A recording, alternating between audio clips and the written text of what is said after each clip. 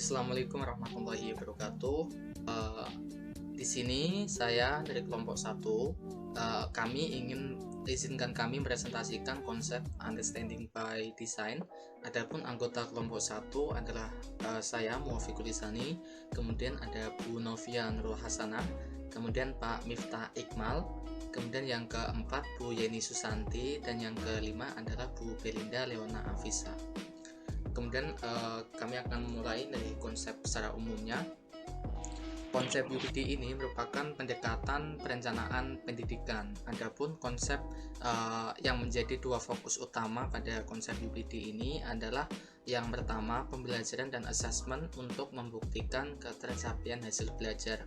Kemudian yang kedua adalah perancangan mundur atau backward ini dimulai dari tujuan akhirnya. Artinya konsep understanding by design ini memang berfokus pada dijelaskan terlebih dahulu pada poin tujuan pembelajarannya gitu.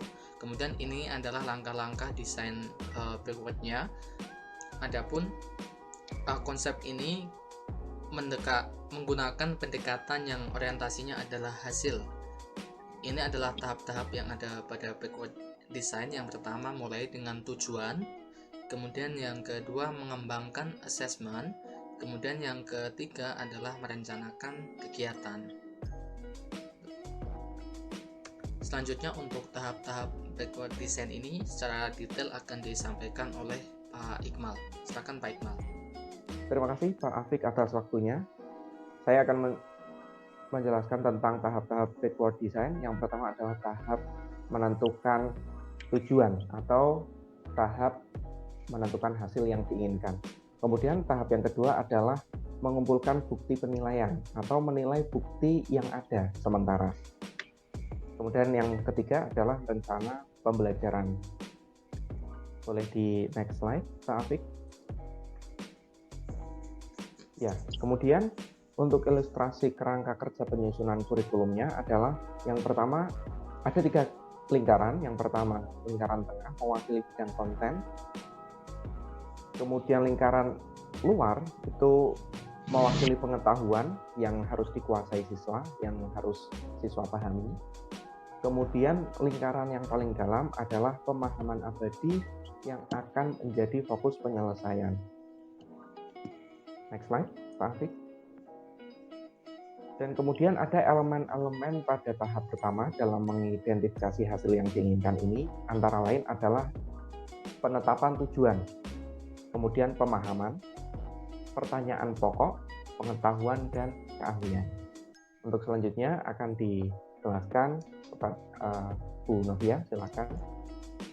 Oke, di sini pada penerapan hasil identifikasi hasil yang diinginkan, kami mendiskusikan tentang penggunaan UBD ini pada pembahasan descriptive text di kelas 7. Next slide Pak Afik. Nah, di sini kami punya template desain untuk guru. Nah, jadi ini yang dibuat untuk guru. Kami punya ketika ini diterapkan untuk pembelajaran descriptive text, di sini ada tujuan yang ditetapkan yaitu mengidentifikasi konteks, informasi rinci, informasi tertentu atau rinci dari teks. Kemudian di sini kami membuat pemahaman untuk siswa, yaitu siswa pada intinya siswa dapat memahami dan memproduksi sendiri teks deskriptif secara lisan maupun tulisan secara mandiri. Itu hasil yang kita inginkan. Kemudian pada kolom sebelahnya yaitu ada pertanyaan penting. Pertanyaan penting ini yang biasanya muncul ketika kita menerapkan metode UBD ini, backward design ini. Next slide Pak Afik. Kemudian setelah tadi kami membuat template desain untuk guru, kami menyimpulkan beberapa tujuan yang ditetapkan. Yang pertama, siswa dapat memahami dan mengisi dan penggunaan bahasa dalam teks deskriptif. Dan pada intinya secara garis besar diharapkan melalui metode ini, UBD Understanding by Design, siswa dapat memproduksi secara mandiri teks deskriptif lisan maupun tulisan. Oke, next slide Pak Afik. Dan yang terakhir di sini adalah implementasi identifikasi hasil yang diinginkan dalam pembelajaran. Oke. Yang pertama, apa yang harus diketahui, dipahami, dan dilakukan oleh siswa. Nah, dalam backward design ini, siswa bisa atau dapat mengidentifikasi dan mendeskripsikan tentang deskriptif serta struktur pembangun teksnya. Oke, yang kedua, apa transfer akhir yang kita cari sebagai hasil dari unit ini? Yaitu siswa dapat memahami teks, tulisan, dan visual dalam bahasa Inggris terstruktur dengan kosakata yang lebih beragam. Oke, dan kemudian ciri khas di dalam pembelajaran backward design ini yaitu pemahaman abadi apa yang diinginkan. Nah, di sini kami tuliskan yaitu kemampuan siswa untuk memproduksi teks, tulisan, dan visual dalam bahasa Inggris terstruktur dengan kosakata yang lebih beragam. Kemudian untuk membangun dalam backward design ini pasti yang keluar adalah pertanyaan esensial, yaitu kita fokuskan yaitu agar siswa dapat mengeksplorasi pertanyaan penting secara mendalam dan memberikan fokus terkait keseluruhan pembelajaran tentang teks deskriptif dalam bahasa Inggris. Dan yang terakhir, bagaimana urutan langkah untuk menyusun teks deskriptif ini adalah biasanya essential questions yang sering muncul ketika pembelajaran understanding by design ini, yaitu siswa dapat menentukan objek yang akan dideskripsikan, membuat judul yang sesuai, membuat kerangka karangan, mencari data terkait objek yang akan dideskripsikan, menata kalimat ke dalam struktur paragraf deskripsi, yang terakhir menulis secara rinci objek yang dibahas dan menggunakan variasi kata yang menarik. Oke, baik, itulah yang dapat kami jelaskan, kami kembalikan kepada Pak Afif. Baik, seperti yang telah disampaikan tadi, memang konsep UPD ini menjadikan acuannya yaitu fokus kepada tujuan yang ditetapkan.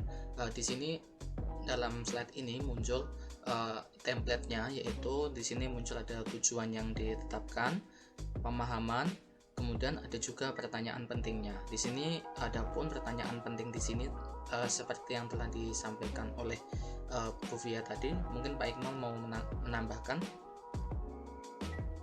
Tidak, Pak Afik, cukup. Saya rasa sudah jelas, bisa diakhiri.